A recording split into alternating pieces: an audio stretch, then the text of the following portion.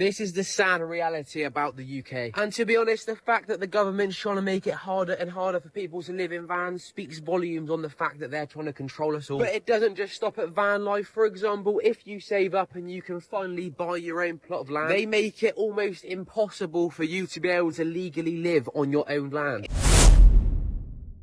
I'm going to show you how cheaply you can live in central London while living in a camper van, because I've been doing this for about a month and I've saved thousands.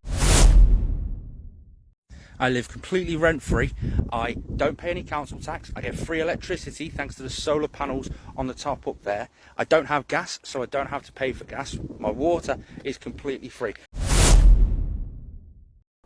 So this is the reality of van life, albeit broken down van life, but my cushions on my back.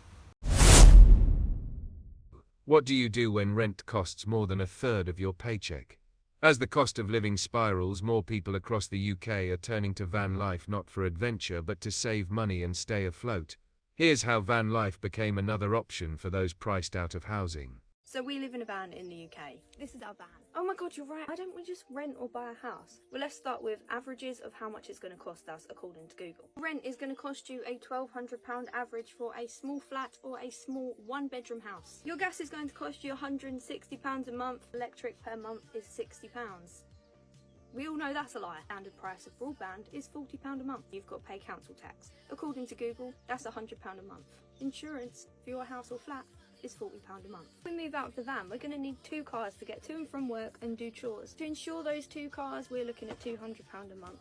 Plus to tax those 2 cars, you're looking at around £60 a month. For 2 people in the UK, it costs £415 to buy food. Definitely pay more than that for food. For just 2 of us in a van. On top of all of these costs for the place, we are going to still need to pay our phone bills, which at the moment is £200 a month.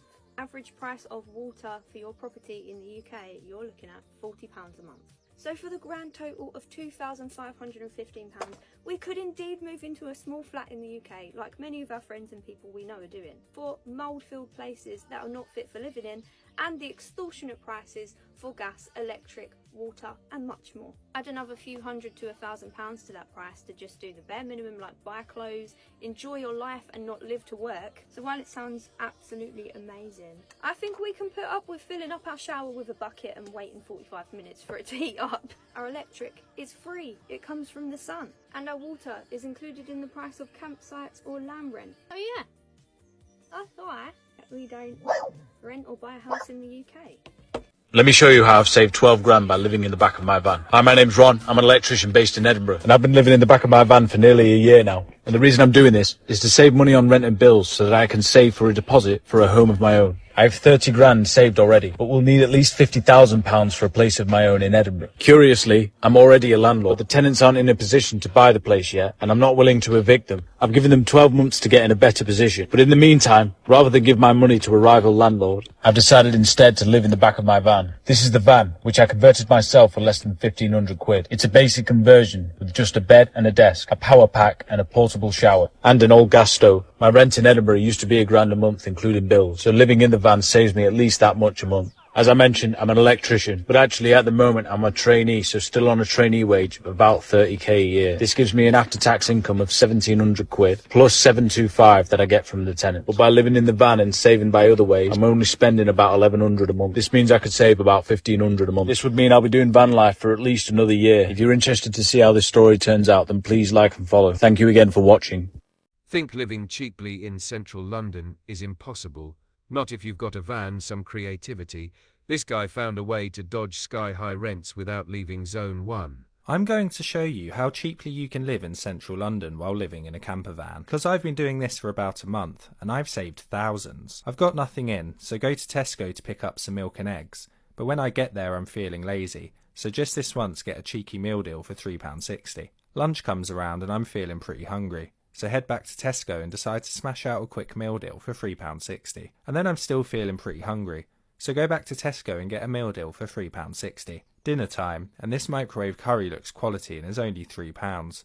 But when I get back to the van, I remember I don't have a microwave, so I go back to Tesco and get a meal deal for £3.60. I meet my mates for a midweek one at the pub, We chose a cheap one where the pints are only £7, so I do a quick £35 there. Then I go and meet an acquaintance in his black Mercedes, which cost me £80. I stay at the pub for a couple more hours, which cost £28, but one of those beers was actually after midnight, which doesn't count, so make that £21. And there we have it, £181.40 to live in central London for a day, which I think's pretty good going.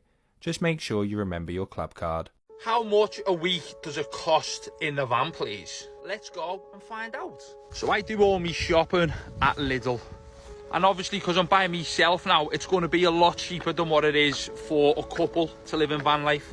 So I've just bought all this, which cost me £32. The reason being is because I bought a candle. Otherwise, I probably would have cost about 28 quid.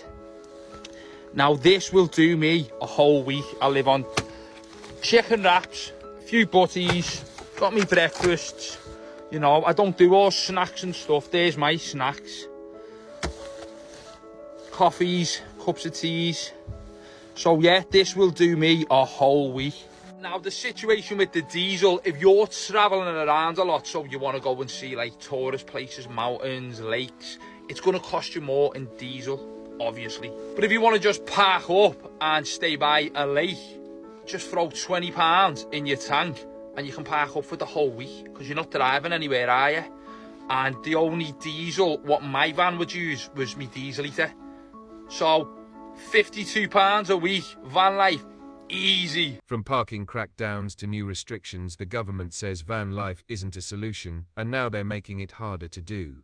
This is the sad reality about the UK. And to be honest, the fact that the government's trying to make it harder and harder for people to live in vans speaks volumes on the fact that they're trying to control us all. But it doesn't just stop at van life. For example, if you save up and you can finally buy your own plot of land, they make it almost impossible for you to be able to legally live on your own land. It doesn't matter if you live on a caravan on that land, or even if you live in a shed. You have to jump through so many hoops just to be allowed to live on a property that you've bought. It's sad, really, because in England you don't own anything. It's like buying a car and then having to ask the dealer if you're allowed to put certain dust caps on it. In a lot of the areas in the countryside in England, like where I live, you've got to ask the council's permission to put certain windows in. But then the same council will approve plans for a massive McDonald's just down the road. A McDonald's that looks completely different to every other building in a 20-mile radius. I personally just can't see the benefit of saving for ages to get a massive deposit to buy a house, to then really not have much more rights over that house than if you were renting, because the government acts as your landlord, really, even when you do buy a house. And then the mortgage company own the majority of the house until you pay it all off anyway. So unless you're going to pay a massively high mortgage and get it finished quickly, by the time you pay it all off, you're either half dead or dead. Anyway, I'm going off on a tangent now, but let us be your guinea pigs to see if you could also live this life, to see if you could live your own life rather than just living your life for the government or for the bank. Right, this questionnaire. Everyone at the minute is really interested in stuff about money and how much it costs and how cheaper it is and all this sort of stuff. So £600 a month, right? That's about the rent that we were paying in our last apartment. On top of that, we had about £200 of utility bills, £100 of council tax. It was probably all in all £1,000 just for the place that we were living in. In a van, if we talk about for the van, the only things that we are paying for are insurance for the van, but we paid it off in one go. It was £700, paid that for the year. The things we pay for month for the van are road tax, which is £24, fuel, but that's as much as you need, so you can be in control of that. That varies every month. Sometimes it's very little, sometimes it's a bit more. Gas, the gas lasts us about 3 to 4 months and costs about £12 to fill up. The Wi-Fi is £20 a month. Breakdown cover is also £9, that only covers us for the UK. Right, they're pretty much all the things in the van that cost us per month. As you can see, it's a lot less than the £1,000 it was costing us before. Ever wondered how much you could save ditching rent for van life? This guy breaks it down from fuel to food and shows how living in a van could save you thousands in just 1 year. How much does it cost to live inside this van that I converted into a camper van for a full year? The normal person paying £750 a month rent equals out to £9,000 a year. Am I going to get anywhere close near that? Let's have a look. So fuel, I get 500 miles to £100. I've done 30,000 miles. That works out at £6,000 in fuel. So that's already a huge dent towards it. Insurance, 1,200 quid. Shout out Sterling Insurance. Tax, 300 quid. Food, averaged out about £60 per per week, 52 weeks, £3,120. Maintenance was the big one, because I've had a fair few bits go iffy with this one. 30,000 miles I've done, so that equals out to 3 oil changes, 140 quid each, 420. I had an EGR valve done, that was £600. Time about £500. Upgrades, I've done a few little upgrades to this with an awning rail on the side, some side steps. I've done a few bits and bobs. That works out at £2,000. Internet, £15 for 52 weeks. That works out at £780. Starlink, I've only had that for 3 months at £96 a month. Works out at £280. Campsites, I've stayed on 6 campsites this year. That totaled out to £100. Complete total, £15,308 to basically have a full year's camper van holiday. I'm happy with that. I live completely rent-free. I don't pay any council tax. I get free electricity thanks to the solar panels on the top up there. I don't have gas, so I don't have to pay for gas. My water is completely free. Now, I'm not saying this to gloat or do anything like that. I mean, I've paid my dues. I was working since the age of 11, working hard as well. When I was old enough to get a bus driving licence, I've spent the next 17 years driving buses, coaches, all over the world. I then moved over onto truck driving. This whole time I was living paycheck to paycheck to paycheck, constantly working every minute I could possibly work just to prove myself as a good employee. So I don't really need to impress absolutely anybody. Might not be your lifestyle, but for me, traveling and exploring is extremely passionate about it. Is it? I know what I meant there. So currently I'm in the Lake District. I've got a gorgeous view outside. I'm doing my hobby as my career thanks to such an amazing bunch of followers that I've got on. Think van conversions have to cost a fortune. Think again. This lady shows how she turned an old van into a cozy home on a shoestring budget. Okay, so here's a quick rundown of how much Lance has cost. Van itself was £6,520, the worktop £120. Shiplapping £260, water tank with pump £210, can of gas bottle was £40, 2 water bottles were £36, a water heater and extension was £447, our fridge was £570, which is also a freezer as well.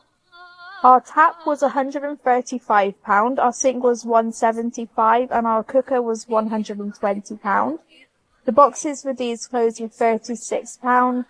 The wood was £335, that also paid for my big draw.